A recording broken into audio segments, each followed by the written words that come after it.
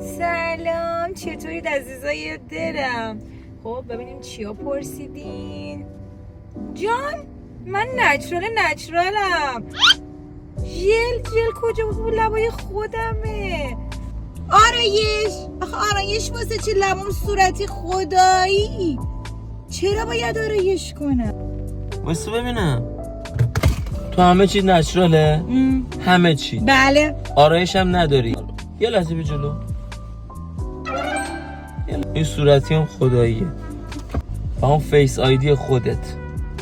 حالا بازش کن، زیادم دست نزدم، باز کن. واکن دیگه. گوشی خودت صورت خودتو نمیشناسه. واکن دیگه.